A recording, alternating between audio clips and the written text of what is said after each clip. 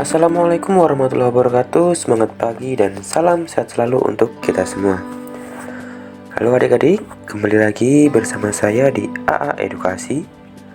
Pada pertemuan kali ini atau pada video kali ini, kita akan sama-sama mempelajari materi ilmu pengetahuan alam semester 2 untuk kelas 7 tingkat SLTP sederajat pada bab 3 dalam submateri definisi pencemaran dan pencemaran air. Bagi kamu yang baru bergabung dengan AA Edukasi, mari sama-sama kita bangun channel ini dengan mengklik like, share, subscribe, dan komen jika ada yang ingin kalian tanyakan. Dan jangan lupa untuk selalu mengaktifkan notifikasi loncengnya agar kalian tidak ketinggalan video-video terbaru dari kami. Yang pertama, kita bahas definisi pencemaran. Pencemaran lingkungan merupakan salah satu dari beberapa faktor yang dapat mempengaruhi kualitas lingkungan. Pencemaran lingkungan merupakan segala sesuatu baik berupa bahan-bahan fisika maupun kimia yang dapat mengganggu keseimbangan ekosistem. Menurut Undang-Undang Republik Indonesia Nomor 23 Tahun 1997, pencemaran lingkungan adalah masuknya atau dimasukkannya makhluk hidup, zat, energi, dan atau komponen lain ke dalam lingkungan hidup oleh kegiatan manusia sehingga kualitasnya menurun sampai ke tingkat tertentu yang menyebabkan lingkungan hidup tidak dapat berfungsi sesuai dengan peruntukannya. Jadi, pencemaran lingkungan terjadi akibat dari kumpulan kegiatan manusia dan bukan dari kegiatan perorangan. Selain itu, pencemaran dapat diakibatkan oleh faktor alam. Contohnya, gunung meletus yang menimbulkan abu vulkanik seperti meletusnya gunung berapi. Zat yang dapat mencemar lingkungan dan dapat mengganggu kelangsungan hidup makhluk hidup disebut dengan polutan. Polutan ini dapat berupa zat kimia, debu, suara, radiasi, atau panas yang masuk ke dalam lingkungan. Kapan suatu zat dapat dikatakan sebagai polutan? Berikut ada 3 hal yang dapat menyebabkan zat dikatakan sebagai polutan. Yang pertama, kadarnya melebihi batas kadar normal atau di ambang batas. Yang kedua, berada pada waktu yang tidak tepat. Yang ketiga, berada pada tempat yang tidak semestinya. Yang selanjutnya, kita masuk ke dalam pencemaran air. Di dalam kehidupan sehari-hari, makhluk hidup selalu membutuhkan air, termasuk manusia. Kita sangat membutuhkan air bersih untuk sebagai kegiatan, antara lain minum, mandi, mencuci, memasak, dan sebagainya. Salah satu ciri air bersih adalah tidak tercemar. Bagaimana air dikatakan tercemar? Air dikatakan tercemar apabila air itu sudah berubah baik warna, bau, maupun rasanya. Pencemaran air yaitu masuknya makhluk hidup, zat, energi, atau komponen lain ke dalam air. Akibatnya, kualitas air turun sampai ke tingkat yang tertentu atau ke tingkat tertentu yang menyebabkan air tidak berfungsi lagi sesuai dengan peruntukannya. Pencemaran air merupakan kondisi air yang menyimpang dari sifat-sifat air dari keadaan normal. Kualitas air menentukan kehidupan di perairan laut ataupun sungai. Apabila air tercemar, maka keseimbangan ekosistem di dalamnya juga akan terganggu. Air dapat tercemar oleh komponen-komponen anorganik, di antaranya ada logam berat yang berbahaya. Komponen-komponen logam berat ini berasal dari kegiatan industri. Kegiatan industri yang melibatkan penggunaan logam berat antara lain industri tekstil, pelapisan logam, cat atau tinta warna, percetakan, bahan agrokimia, dan lain-lain. Beberapa logam berat ternyata telah mencemari air di negara kita, melebihi batas yang berbahaya bagi kehidupan. Selanjutnya ada faktor penyebab pencemaran air. Pencemaran air dapat terjadi pada sumber mata air, sumur, sungai, rawa-rawa, danau, dan laut. Bahan pencemaran air dapat berasal dari limbah industri, limbah rumah tangga, dan limbah pertanian.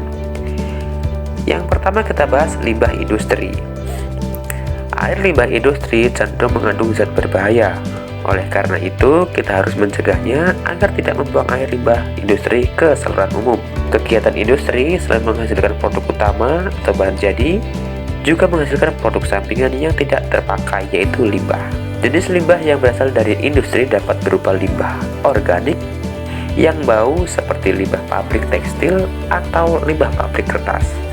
Selain itu, limbah anorganik berupa cairan panas, berbuih dan berwarna, serta mengandung asam belerang, berbau menyengat, seperti limbah pabrik baja, limbah pabrik emas, limbah pabrik cat, limbah pabrik pupuk organik, dan limbah pabrik farmasi. Jika limbah industri tersebut dibuang ke saluran air atau sungai, akan menimbulkan pencemaran air dan merusak atau memusnahkan organisme di dalam ekosistem tersebut.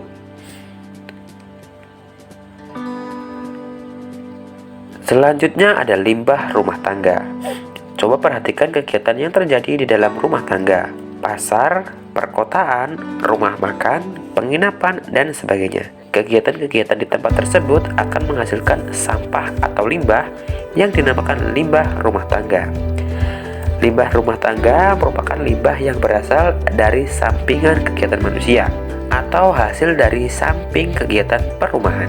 Seperti limbah rumah tangga, pasar, perkotaan, rumah penginapan atau hotel, rumah makan, dan puing-puing bahan bangunan, serta besi-besi tua bekas, mesin-mesin, atau kendaraan. Limbah rumah tangga dapat berasal dari bahan organik, anorganik, maupun bahan berbahaya dan beracun. Limbah organik adalah limbah seperti kulit buah sayuran, sisa makanan, kertas, kayu, daun, dan berbagai bahan yang dapat diuraikan oleh mikroorganisme. Sedangkan limbah anorganik yang berasal dari bahan anorganik antara lain besi, aluminium, plastik, baja, kaca, kaleng bekas cat, dan minyak wangi. Di perairan, sampah mengalami proses penguraian oleh mikroorganisme. Akibat penguraian tersebut, kandungan oksigen dalam perairan juga menurun. Menurunnya kandungan oksigen dalam perairan akan merugikan kehidupan biota di dalamnya. Selanjutnya ada limbah pertanian. Air limbah pertanian sebenarnya tidak menimbulkan dampak negatif pada lingkungan. Namun, dengan digunakannya fertilizer sebagai pestisida yang kadang-kadang dilakukan secara berlebihan, sering menimbulkan dampak negatif pada keseimbangan ekosistem air. Pada sektor pertanian juga dapat terjadi pencemaran air, terutama akibat dari penggunaan pupuk dan bahan kimia pertanian tertentu, seperti insektisida dan herbisida. Selanjutnya ada dampak pencemaran air. Air limbah yang tidak dikelola dengan baik akan menimbulkan dampak yang tidak menguntungkan bagi lingkungan. Seperti hal-hal berikut ini. Yang pertama, penurunan kualitas lingkungan. Pembuangan bahan tercemar secara langsung ke dalam perairan dapat menyebabkan terjadinya pencemaran pada perairan tersebut.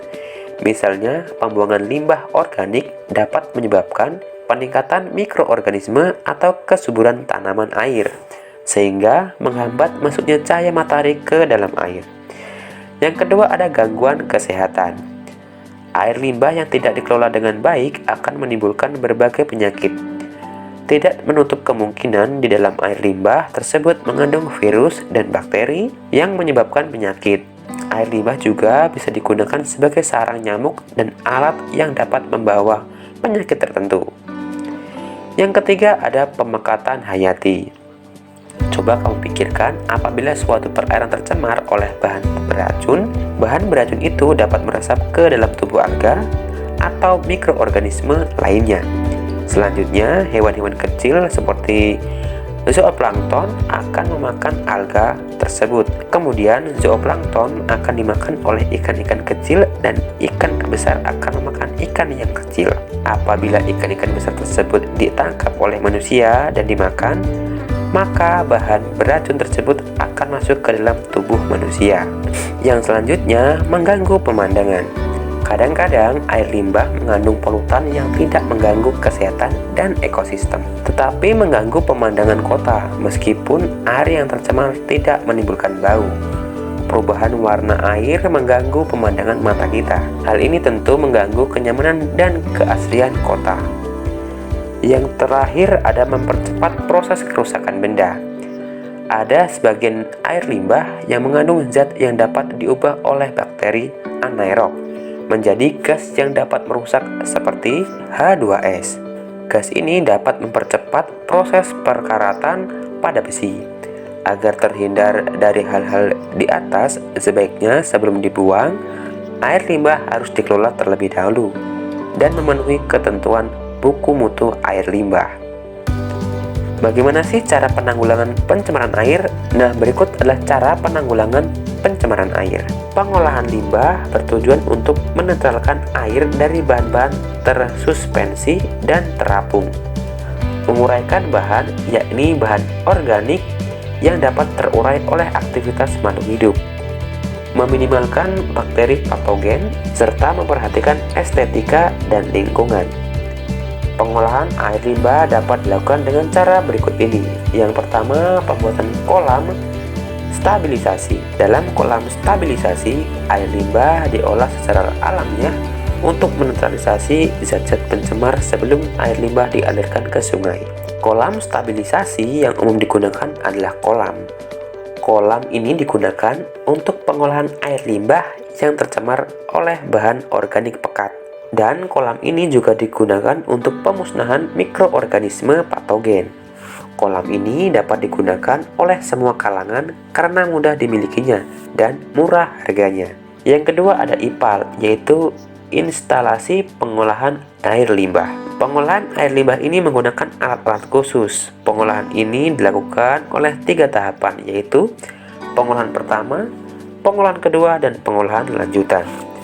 Merupakan pengolahan pertama yang bertujuan untuk memisahkan zat padat dan zat cair dengan menggunakan filter atau saringan dan bak sedimentasi. Merupakan pengolahan kedua yang bertujuan untuk mengoagulasikan, menghilangkan koloid, dan menstabilisasikan zat organik dalam limbah. Merupakan lanjutan dari pengolahan kedua, yaitu penghilangan nutrisi atau unsur hara, khususnya nitrat dan fosfat, serta penambahan klor untuk memusnahkan mikroorganisme patogen. Yang ketiga ada pengolahan ekstrata. Pengolahan ekstrata banyak terkandung dalam air limbah rumah tangga. Banyak yang mengandung bakteri patogen penyebab penyakit. Ekserta jika tidak dikelola dengan baik dapat menimbulkan berbagai penyakit. Dalam meminimalisasi sampah hasil limbah rumah tangga khususnya, dapat dilakukan upaya pengurangan sampah. Berikut adalah cara menangani limbah cair dan limbah padat. Diharapkan tidak menyebabkan polusi dengan prinsip ekologi yang dikenal dengan istilah 4R, yaitu recycle, reuse, reduce, dan repair. Recycle sendiri yaitu proses misalnya untuk sampah yang dapat terurai dijadikan kompos. Kompos ini dipadukan dengan pemeliharaan cacing tanah sehingga dapat diperoleh hasil yang baik. Kemudian ada reuse. Reuse yaitu proses dilakukan untuk sampah yang tidak dapat terurai dan dapat dimanfaatkan ulang. Misalnya botol bekas sirup dapat digunakan lagi untuk menyimpan air minum. Yang ketiga ada reduce. Adalah cara melakukan pengurangan bahan atau penghematan. Contohnya jika akan berbelanja ke pasar atau supermarket, sebaiknya dari rumah membawa tas sendiri. Yang keempat ada repair. Repair adalah melakukan pemeliharaan. Contohnya membuang sampah tidak sembarangan, terutama tidak membuang sampah di perairan. Nah, demikianlah materi dapat saya sampaikan mengenai definisi pencemaran dan pencemaran air. Terima kasih. Saya akhiri sampai di sini. Minta maaf jika ada kesalahan kata. Wassalamualaikum warahmatullahi wabarakatuh.